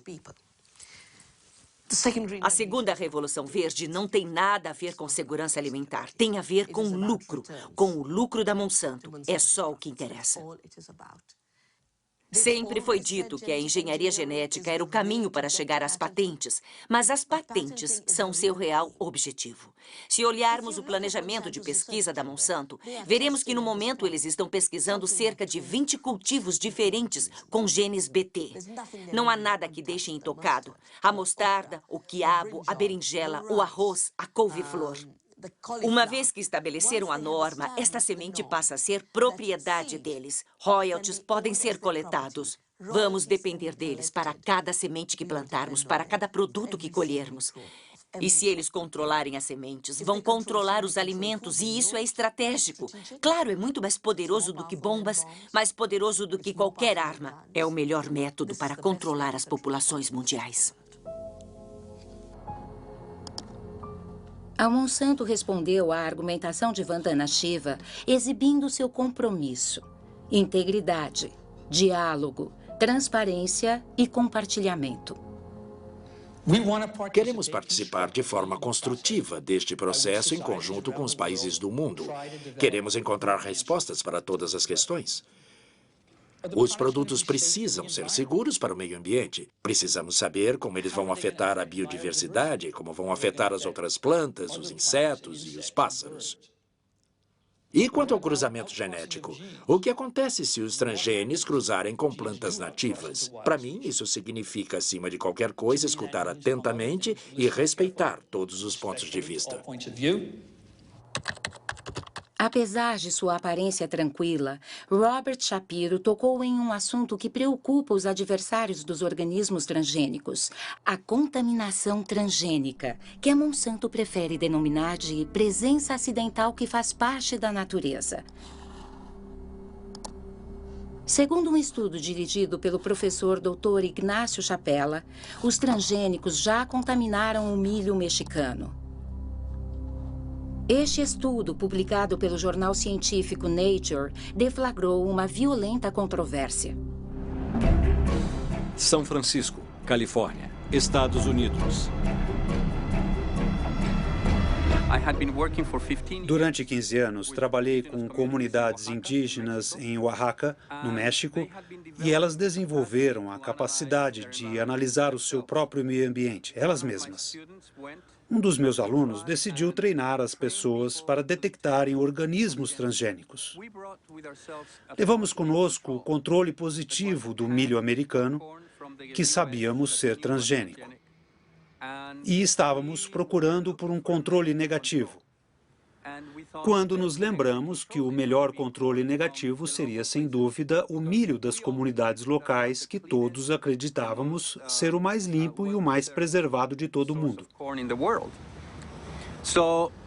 A grande surpresa foi quando olhamos as amostras locais e vimos que o que acreditávamos ser milho não transgênico já continha DNA transgênico.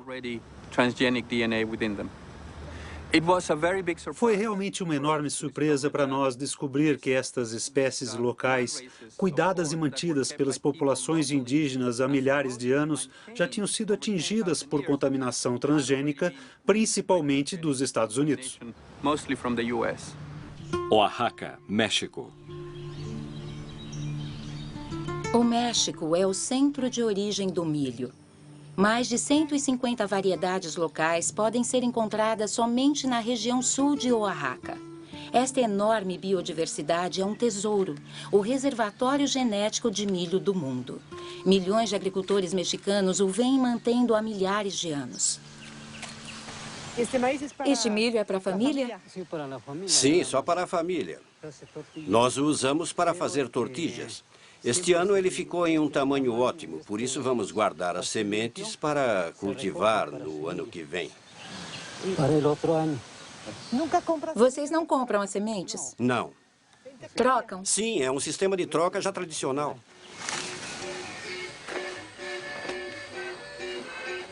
Para preservar a sua biodiversidade, o México baniu os cultivos transgênicos. Contudo, devido a um acordo da NAFTA assinado com os Estados Unidos e o Canadá, o México não pode impedir a importação maciça do milho americano, 40% do qual é transgênico. Esse milho industrializado, como é conhecido no México, é altamente subsidiado pelo governo americano e chega aos mercados custando a metade do milho mexicano tradicional.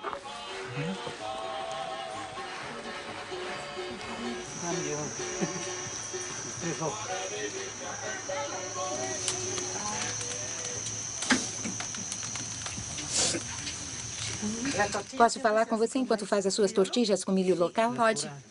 É natural, rende mais. E também alimenta mais, porque vem de um solo puro.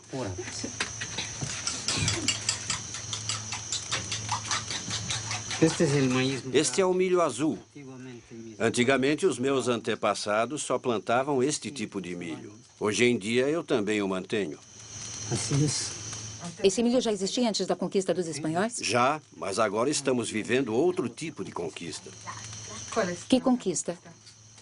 A conquista do milho transgênico, que quer destruir tudo, fazendo o milho nativo desaparecer, para que o milho industrializado possa dominar. Se eles conseguirem, vamos depender de multinacionais. Vamos ter que comprar o fertilizante e inseticidas que eles vendem, porque sem eles o milho deles não cresce. Enquanto o nosso milho nativo cresce muito bem, sem fertilizantes ou herbicidas. Olha aqui, veja como é bonito. Pelo menos assim está. Cidade do México. O trabalho de Ignacio Chapela provocou uma reação violenta no México. Desde então, o Instituto Nacional de Ecologia confirmou a contaminação do milho mexicano. Genes de Roundup Ready e BT foram encontrados em milhos de 5 regiões do país. O que aconteceria se o milho transgênico cruzasse com as espécies nativas? A doutora Álvares Buia dirigiu um estudo com uma flor nativa. Ela inseriu o mesmo gene em diversas espécimes e, em seguida, observou o seu crescimento. Observamos 2 plantas absolutamente idênticas sob o ponto de vista genético. Em outras palavras, elas tinham o mesmo genoma, o mesmo cromossomo, o mesmo transgene. A única diferença é que o transgene foi inserido em lugares diferentes. Quando se desenvolveram, essas flores tinham fenótipos, quer dizer, formatos bem diferentes. Algumas eram similares às espécies nativas, como esta, com 4 pétalas e 4 sépalas. Mas outras tinham flores anormais, com pelos anormais e pétalas de formatos estranhos. Algumas, então, eram realmente monstruosas. A única diferença nestas plantas foi o local de inserção do transgene, que foi escolhido aleatoriamente. E o que pode acontecer com o milho? No México, uma vez que as sementes de milho transgênico cheguem ao meio ambiente, é muito possível que os transgenes se insiram nos genomas das espécies nativas mexicanas, porque as plantas de milho cruzam naturalmente por pólen trazido pelo vento. Sendo assim, nosso temor é que o milho nativo seja incontrolavelmente afetado. Sierra Juárez, Oaxaca, México. Bom dia. Gostaria de convidá-los para uma palestra sobre as novas doenças que estão afetando o nosso milho devido à contaminação transgênica. Aldo lidera uma organização de povos nativos.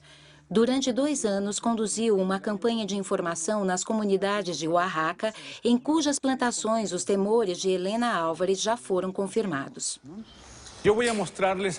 Vou apresentar-lhes algumas fotos de plantas de milho que encontramos na região de Sierra Juárez.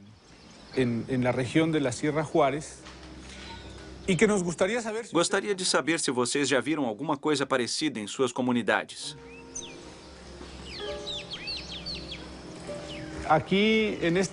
Vocês podem ver que há alguma coisa muito estranha acontecendo. Nesta planta, por exemplo, podemos ver uma ramificação de espiga aqui e outra lá. Normalmente o milho não é assim. Temos sempre uma única espiga por folha. Mas vejam, aqui temos 3 espigas saindo da mesma folha. São realmente plantas monstruosas. Enviamos uma amostra para um laboratório de biotecnologia para verificar se essas plantas eram transgênicas. E, infelizmente, o resultado foi positivo. Geralmente, vemos esses tipos de plantas ao longo das estradas ou nos jardins das pessoas. É possível que as pessoas comprem milho no mercado e, ao voltar para casa, deixem cair alguns grãos. Esses grãos germinam e é assim que o milho local se contamina. Pelo que você disse, se não conseguirmos impedir que eles se espalhem nos nossos campos, em breve teremos de comprar as sementes, pois nosso próprio milho não crescerá mais. Isso é muito preocupante. O que devemos fazer? Antes de mais nada, se vocês encontrarem uma planta estranha, devem remover o estame imediatamente, porque é de onde vem o pólen. E sempre devem observar as suas plantas com muita atenção. Você não acha que esta seja mais uma estratégia da Monsanto, que o que eles não conseguiram por meios legais esteja sendo forçado via contaminação? Sim, andamos nos perguntando se essa contaminação não seria intencional. Se o centro de origem do milho for contaminado, o resto do mundo virá atrás. A contaminação beneficia apenas multinacionais como a Monsanto.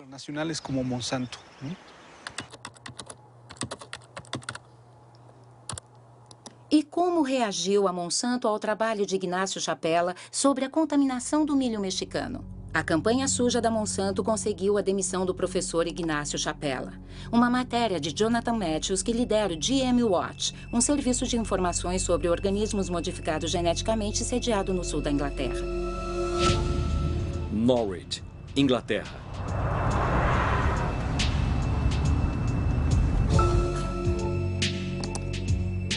Segundo Jonathan Matthews, Ignácio Chapela foi vítima de uma campanha deflagrada pelo AgBioWorld, um website que apoia os transgênicos. Na véspera da publicação do trabalho na Nature, uma certa Mary Murphy enviou um e-mail que a AgBioWorld distribuiu para milhares de cientistas de todo o mundo. Ela escreveu: os ativistas vão ficar loucos com a notícia de que o milho mexicano foi contaminado pelo milho transgênico. No dia seguinte, uma tal Honduras Metacheck colocou uma segunda mensagem. Primeiro, os ativistas, depois os cientistas. É uma campanha de difamação, sem dúvida. Isto foi o que aconteceu no primeiro dia. Murphy's Metacheck colocando e-mails e outros vindo dizer que temos que nos manifestar sobre isto. Temos que inundar a Nature em e-mails. Temos de dizer para o editor da publicação que este estudo não é válido. Nós ficamos monitorando os Metacheck e Murphy para ver se descobríamos quem elas eram. No caso de Metacheck, verificamos os títulos de processamento que aparecem no e-mail. Diz aqui, proveniente de... E aí conseguimos o endereço do protocolo de internet IP. Depois foi só ir para um site de registros de websites e copiar o endereço IP que foi identificado como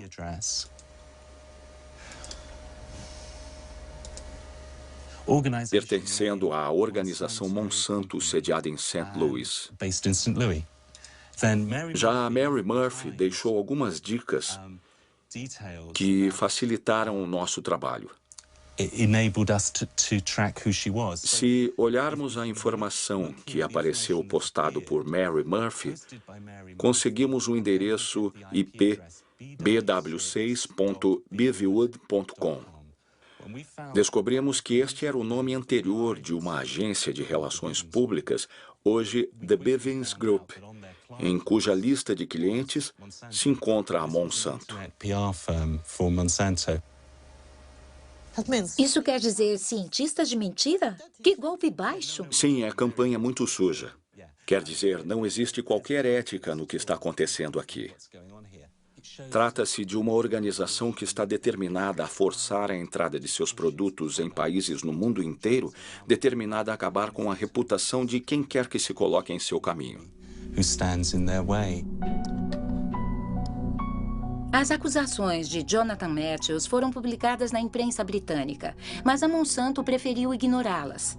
E enquanto continua em sua ascensão sem tréguas, a empresa divulga sua visão de um mundo transgênico no qual as questões da fome e da preservação do meio ambiente serão resolvidas em perfeita harmonia.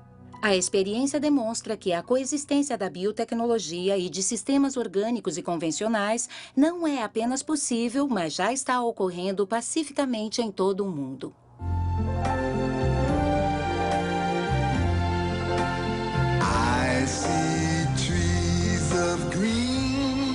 Imagine um mundo que preserve a natureza, o ar, os rios,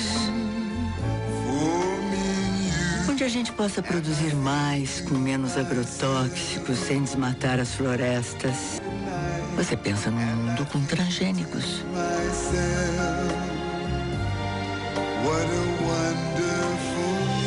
Uma iniciativa Monsanto com apoio da Associação Brasileira de Nutrologia. Paraguai. Esse mundo transgênico já existe na América do Sul, onde cerca de 100 milhões de acres de soja Roundup Ready foram plantados em 2007. Esta conquista do milho começou 10 anos atrás na Argentina, o único país a autorizar oficialmente o cultivo de transgênicos. Desde então, os transgênicos se espalharam misteriosamente pelos países vizinhos, como o Brasil e o Paraguai, que podemos ver aqui. Em 2005, o Paraguai finalmente legalizou os plantios contrabandeados, com o objetivo de reservar a sua soja nativa para as exportações para a Europa, onde os produtos transgênicos devem obrigatoriamente ser rotulados. Mas, na verdade, para o ministro da Agricultura, a conquista já tinha acontecido. Vimos-nos forçados a autorizar as sementes transgênicas porque elas já tinham entrado no país de uma forma, digamos, não ortodoxa. O senhor sabe como elas entraram no país? Pelo mercado negro ou pelo contrabando? Não falamos do mercado negro, mas sim de sacas em branco, porque essas sementes vêm em sacas sem qualquer identificação. O senhor acha que a Monsanto teve alguma coisa a ver nesse contrabando de sementes? É possível que a empresa tenha, vamos dizer, feito algum tipo de promoção de suas sementes. E, como já lhe disse, o governo teve de reagir para autorizar o que, de fato, já estava acontecendo.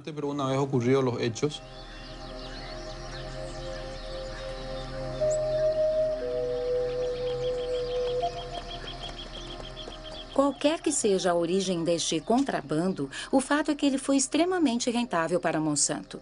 Assim que os plantios foram legalizados, a empresa passou a receber royalties sobre cada tonelada de soja que o país produziu, tal como no Brasil.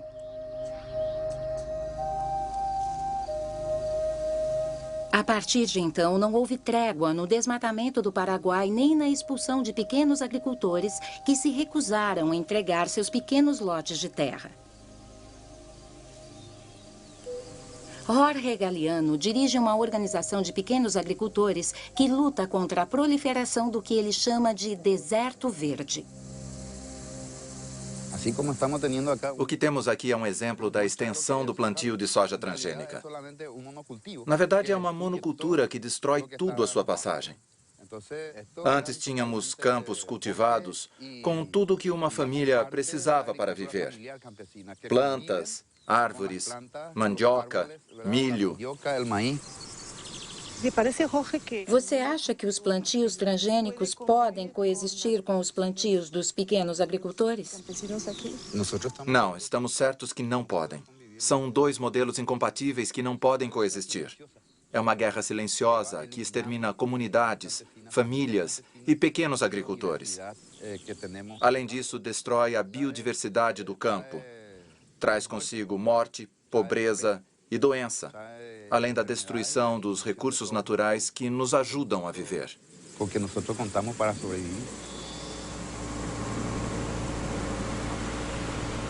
Hoje, o herbicida Roundup é pulverizado em todo o Paraguai por pulverizadores manuais ou mecânicos dirigidos por trabalhadores sem qualquer proteção. O herbicida é pulverizado bem na porta das pessoas ou perto das culturas de subsistência dos pequenos agricultores. A cada ano, os plantios são destruídos e milhares de pessoas contaminadas. Como esta família, que está rodeada pelos transgênicos da Monsanto. Os pais estão preocupados com seu filho Pedro, porque ele atravessa os campos de soja todos os dias para vender as tortillas feitas por sua mãe.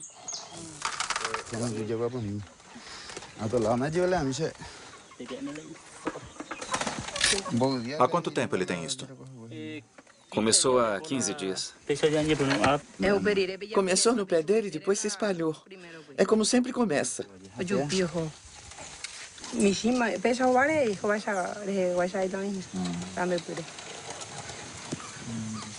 Ele tem dores de cabeça?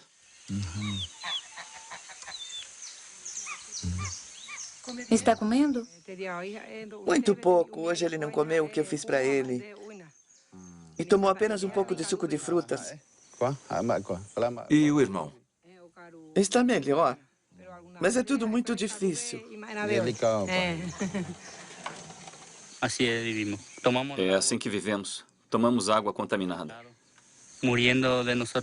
Há pouco tempo perdemos 16 patos e gansos. Deram alguns passos e caíram mortos. Duros que nem uma pedra. Eles pulverizaram herbicidas mortais por lá. E quando chove, a água chega até aqui. Como os patos vivem na água, este é o resultado. No Paraguai, 70% da terra agricultável pertence a apenas 2% da população.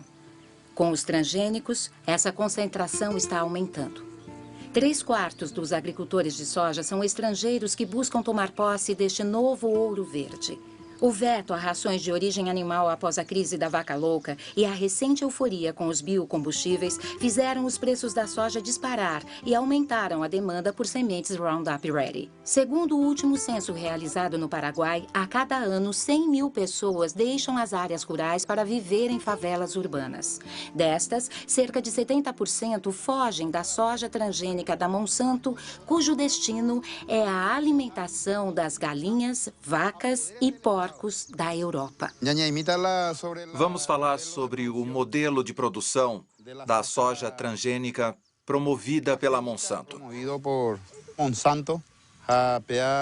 Trata-se de uma autêntica multinacional presente em todo o mundo. Seu objetivo é controlar toda a produção de alimentos do mundo por meio de uma agricultura sem agricultor.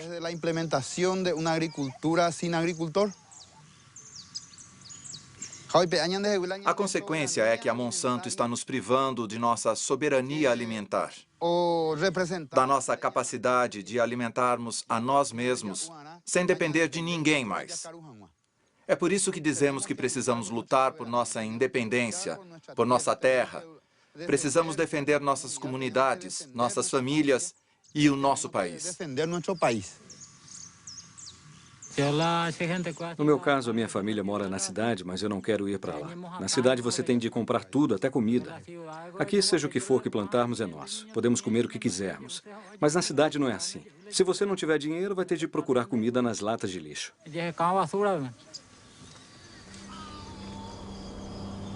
A luta destas famílias para sobreviver comove a todos nós. Em 2007, a Monsanto empregava 18 mil trabalhadores em 50 países. Também em 2007, as suas ações não pararam de subir e os lucros chegaram a $1 bilhão. Entre seus acionistas contam-se não apenas fundos de pensão e bancos, mas também milhares de pequenos investidores.